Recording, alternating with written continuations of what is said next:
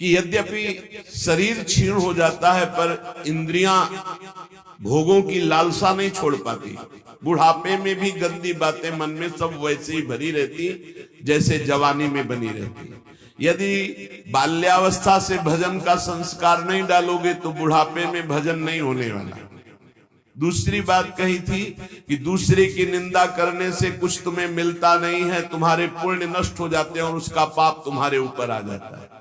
तीसरी बात कही थी यदि भक्तों की निंदा करोगे तो सकल सुकृत नष्ट हो जाएंगे, कई जन्मों के किए हुए पुण्य तुम्हारे उसी क्षण नष्ट हो जाएंगे जब भक्त निंदा करोगे, भक्त अपराध करोगे। भक्तन निंदा तिदुरी भूल करो जिन कोय, किए सुकृत सब जन्म के छिन में डारत खोए। सब जन्म के छिन में डारत खोए। एक क्षण में भक्त निंदा जैसा कोई महापाप नहीं, वो सब तुम्हारे पुण्यों को नष्ट कर देगा। चौथी बात कही थी भजन करने वाले को ईर्ष्या नहीं करनी चाहिए किसी से। मत्सर क्रोध भरे रहे अरु सहाय अभिमान, बिन पावक जरिबो करे महामूढ़ अज्ञान। उसका भजन आनंद नहीं दे पाएगा। जो दूसरों से ईर्ष्या करता है, जो अहंकार किसी भी तरह का, धन का, बुद्धि का, जाति का, कोई भी अहंकार करता है, ईर्ष्या करता है, क्रोध में भरकर दूसरों को कठोर वचन बोलता है, ऐसा हृदय से जलता रहता है, वो कभी शांति को प्राप्त नहीं होता, उसका भजन में प्रवेश नहीं हो सकता। अब सुनो कैसे भजन में प्रवेश करें। पहले स्वभाव गंभीर बनाओ। अब सुनि भजन की रीति कछु होई महादृढ़ धीर, कोऊ थाह न पावई। ना बोलना ही सबसे उत्तम स्थिति प्राप्त करने का उपाय है। ना बोलना, मौन धारण करो, ज्यादा किसी से बात मत करो। बात करना ही अपने हृदय की बात को बाहर करने से भजन क्षीण हो जाता है। पहले भजन की रीति वर्णन की कि आप ये समझ लो कि बुढ़ापे तक भी भोग की वृत्ति बनी रहेगी यदि जवानी में अपने को नहीं कसा। दूसरे की निंदा करोगे तुम्हारे सुकृत नष्ट हो जाएंगे। भक्तों की निंदा करोगे बहुत जन्म के सुकृत नष्ट हो जाएंगे। ईर्ष्या करोगे, क्रोध करोगे, अभिमान करोगे, भजन मार्ग में प्रवेश नहीं होगा, जलते रहोगे। अब भजन करने वाले का स्वभाव कैसा होना चाहिए? गंभीर। जितना प्रश्न हो उसमें भी सावधानी से, सारांश में अगर बोलना है तो बोल दो, नहीं कोई जरूरी नहीं आप साधक हो, मौन होकर निकल जाओ। आपसे कोई पूछ रहा है श्री हरिवंश कै बजे सत्संग होता है, आपकी रुचि है तो बोल सकते हो, आपकी रुचि नहीं तो आप नहीं बोलो, कोई अपराध नहीं, क्योंकि आप नाम जप कर रहे हो, आप मौन व्रत लिए हो, आप उपेक्षा वाले मार्ग हो, सबकी उपेक्षा करना, तो इसमें आपको कोई दोष नहीं लगेगा। आपको है तो आप वहां जाकर पूछ लो।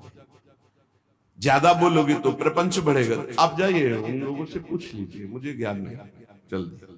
या फिर बोले ही नहीं, मानो सुना ही नहीं, पागल जैसी चेष्टा करके निकल गए कि इसको सुनाई नहीं देता क्या? नहीं बोले। आपका भजन चल रहा है इसलिए कभी कोई अपराध नहीं बने। कोई बोला राधे श्याम, आप उत्तर नहीं दे रहे तो आपको कोई अपराध नहीं, क्योंकि हर समय वो तो एक बार बोला राधे श्याम, यहाँ तो हर वृत्ति राधे श्याम में ही है। गंभीर स्वभाव, कोऊ थाह न पावई जहां नीर गंभीर। जैसे जहां अगाध जल होता है कोई था नहीं ले सकता, ऐसे ही साधक का अपना स्वभाव बनाना चाहिए।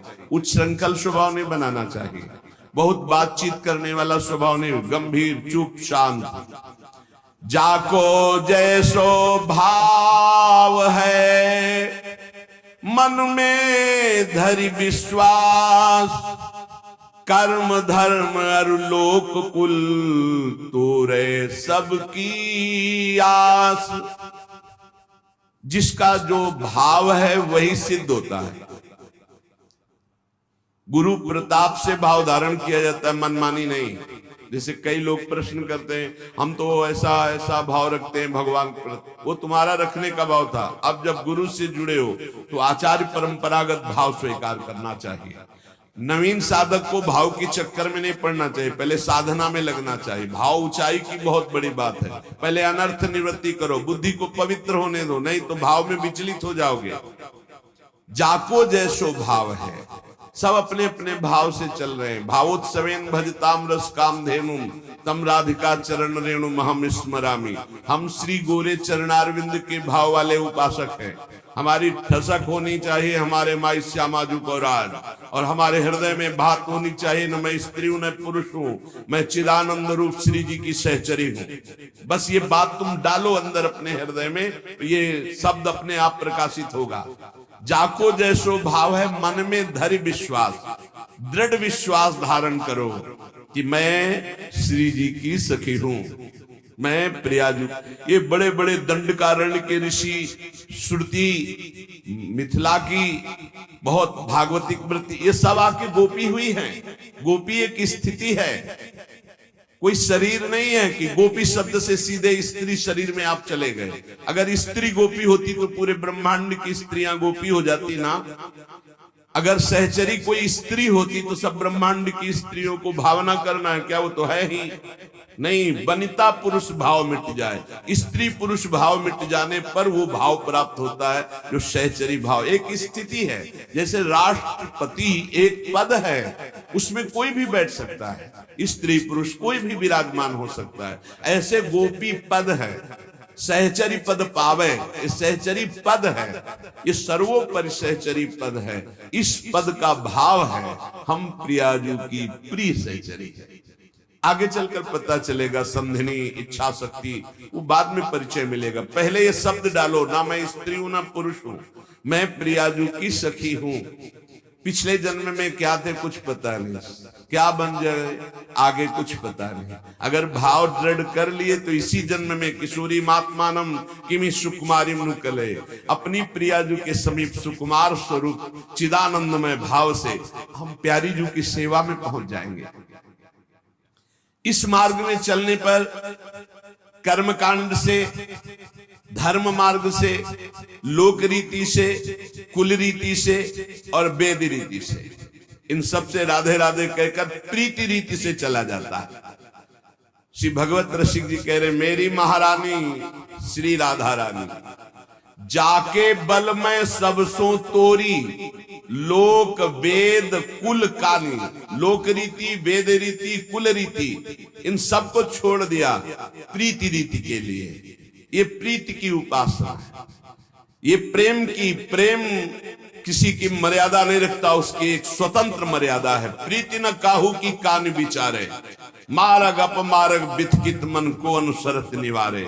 ज्यों सरिता सावन जल उमगत सन्मुख सिंधु सिधारे। जब बाढ़ आती तो कोई रोक पाता है क्या? ऐसे ही जब प्रेम की बाढ़ आती तो लोक रीति, कुल रीति, वेद रीति सब बह जाती है। एकमात्र प्रेम की अपनी स्वतंत्र रीति होती, प्रीति रीति।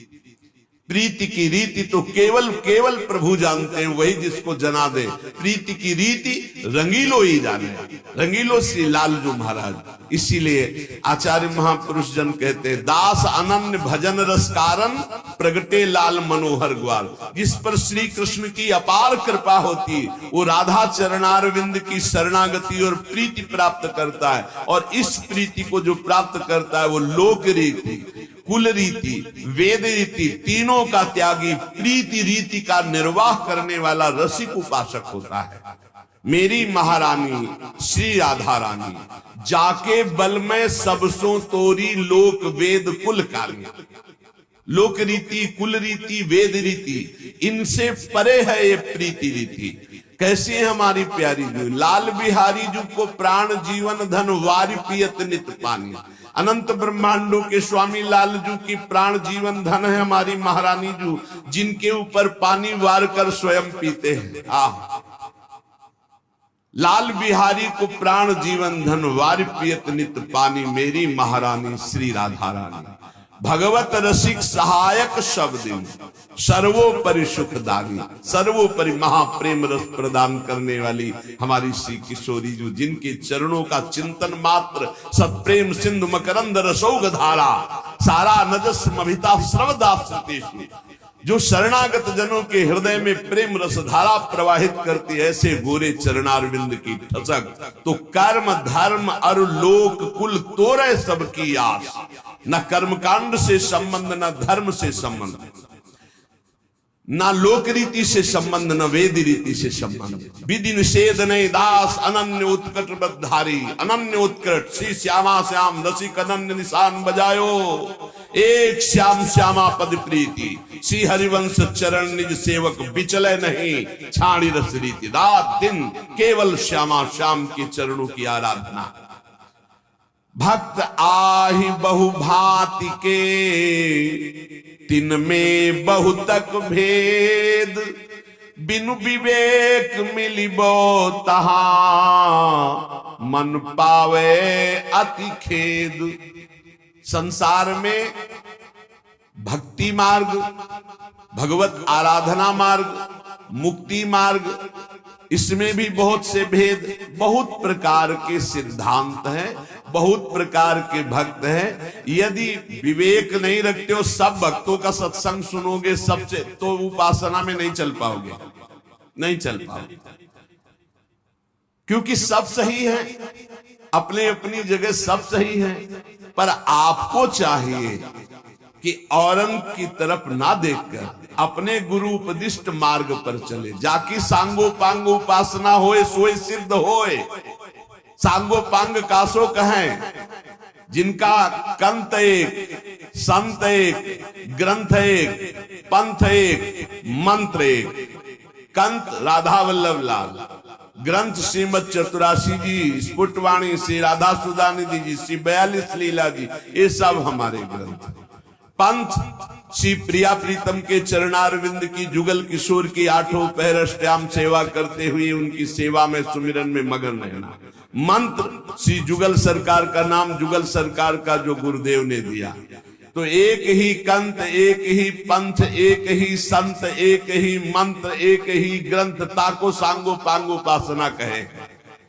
अब अगर हम अन्य जनों से मिलेंगे, माना कि बहुत बड़े भक्त है, तो उनकी और उपासना है, वो अपनी उपासना की जब बात डालेंगे तो आप में यदि क्षमता है तो आप संग दोष नहीं ग्रहण करेंगे, नहीं दोष ग्रहण कर लेंगे, भाव बिगड़ जाएगा प्रियाजू के चरणों की उपासना का।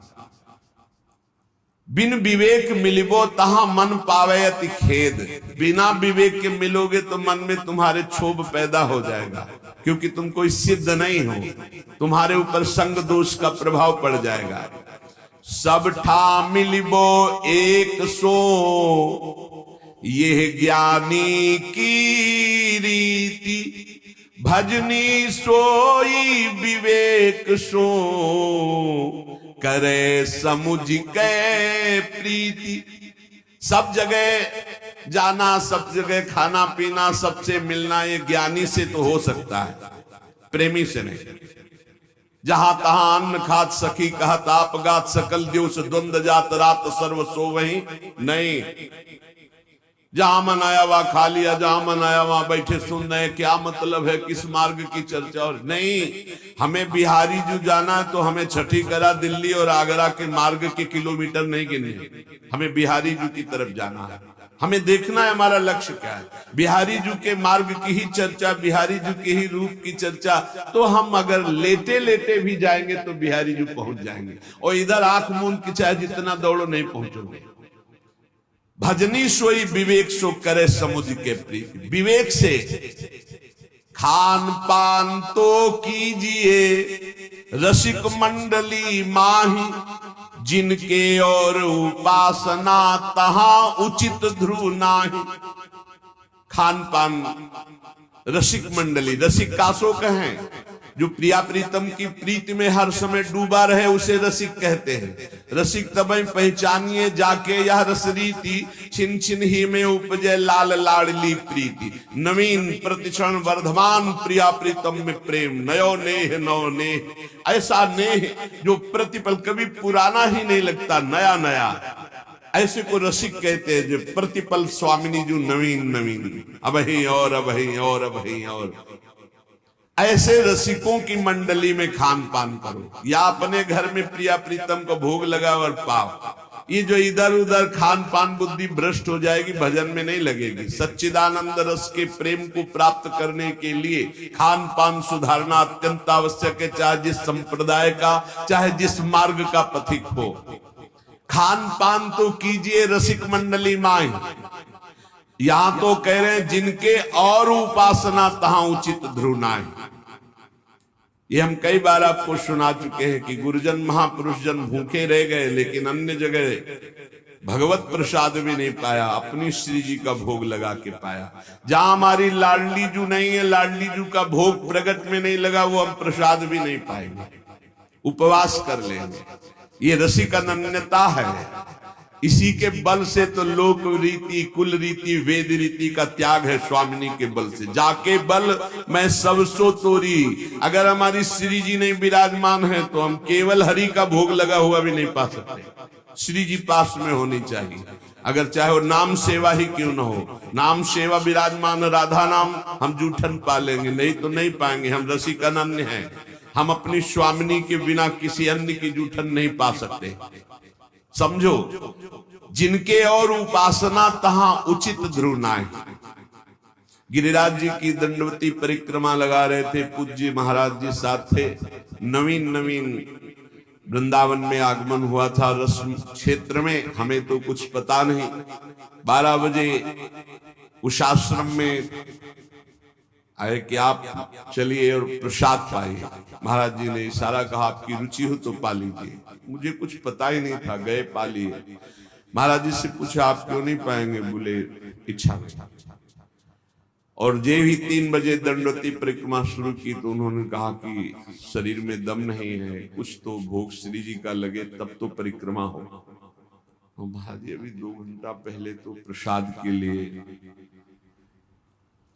तो उनका नहीं। देखो पीछे जाओ, आगे तो जा नहीं सकते। अगर कुछ केला या कुछ मिले तो श्री जी को भोग लगाए। तो कुछ 2, 4, 5 रुपए फेंट में ऐसे अंगोछा बांध कर रखते थे। 2-3 केले लाए, भोग लगाए, फिर दंडवत। तो हमारे मन में प्रश्न हुआ कि महाराज जी आप भूखे तो थे, क्योंकि परिक्रमा आपने क्यों नहीं पाया? तो का कोई नहीं ऐसे। हम कहा महाराज जी हम जानना इसलिए चाहते हैं कि आगे हमको भी इस मार्ग में चलना है। तो उनका देखो, जहां हमारी श्री जी का प्रगट भोग नहीं, वहां में नहीं।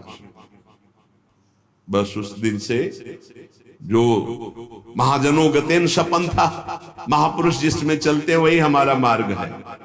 जिनके और उपासना तहां उचित ध्रुव नाय। खान पान तो कीजिए रसिक मंडली माय।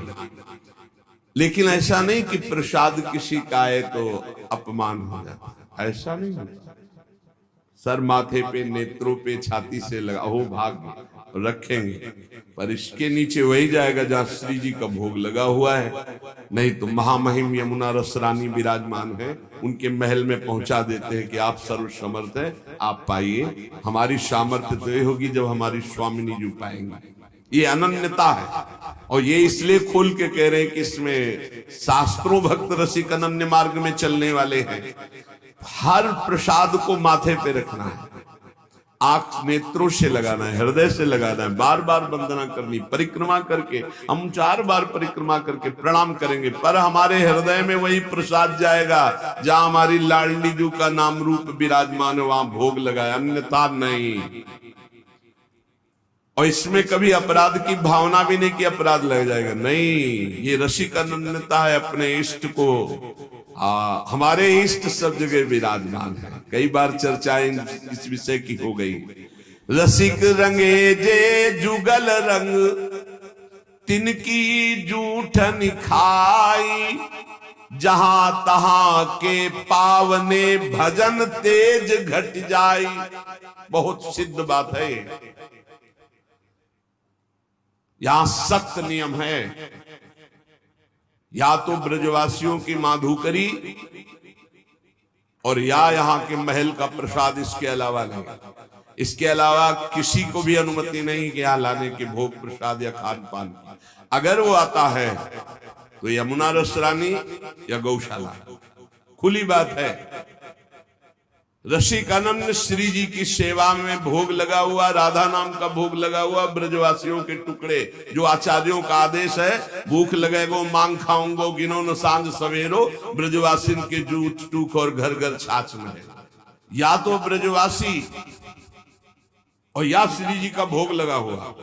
अपमान किसी का करेंगे नहीं, भिक्षुक है, गौ यमुना जी।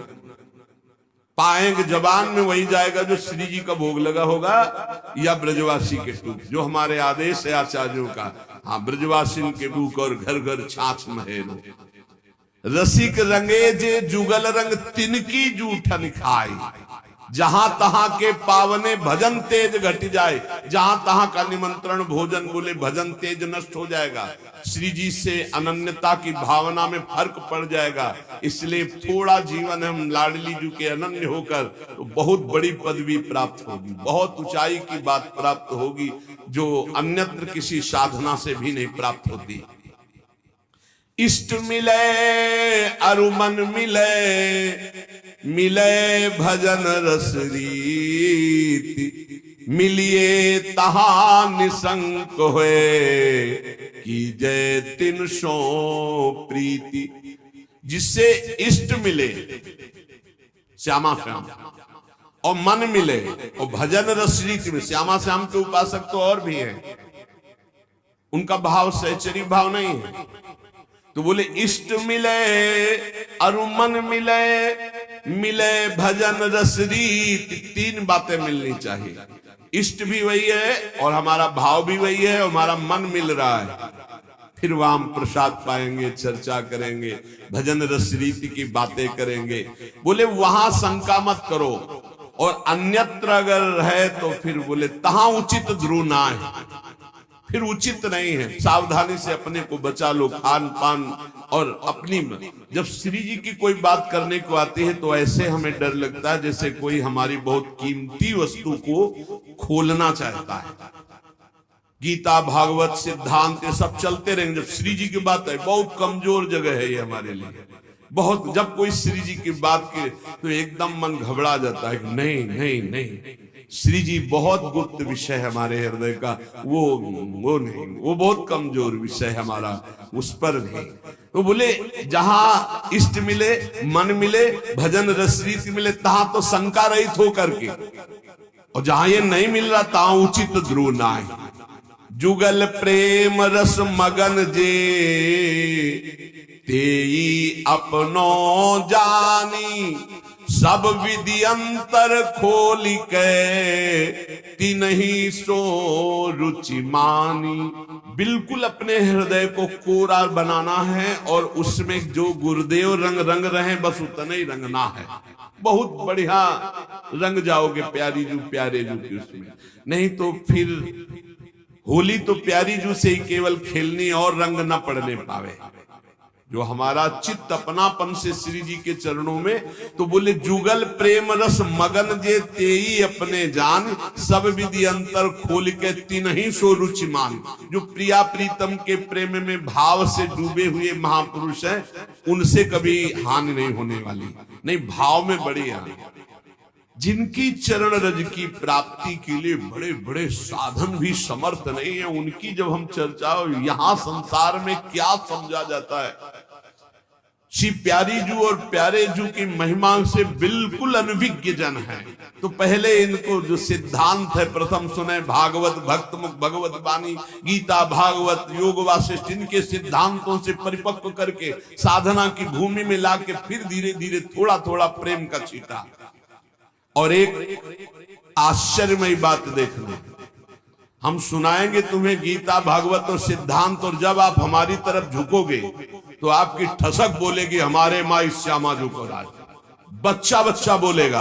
और हमें अपनी उपासना किसी को बैठ के समझानी नहीं है, तुम्हारे हृदय में ट्रांसफर हो जाएगी वही। हर एक कौन से साधक में या उपासना में मिलावट है आप बताओ?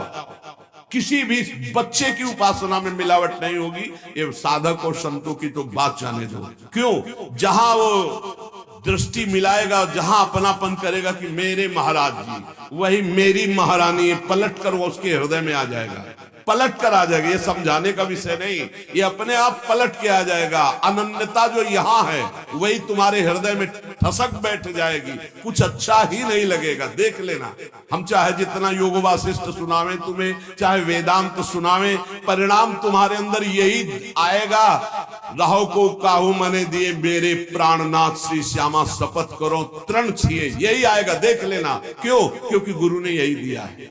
जो ये विराजमान महापुरुषन ने सब रस गायो देखनो, ये है कि उनको हियो कहा ठहरानो, ताको गहनो, वही आ जाएगा आपके हृदय में। इही रस परस्यो नाही जिनी, तू जिन पर से ताही, तासो ना तो नाही कछु, ये रस रुचे न जाही। जिसको श्यामाजू से परिचय नहीं, श्यामा श्याम से परिचय नहीं, उसको कभी भी छूना नहीं। वैसे साधक उपासक चाहे गृहस्थ चाहे विरक्त हो, अपनी तरफ से किसी को छूने की आदत ना रखे।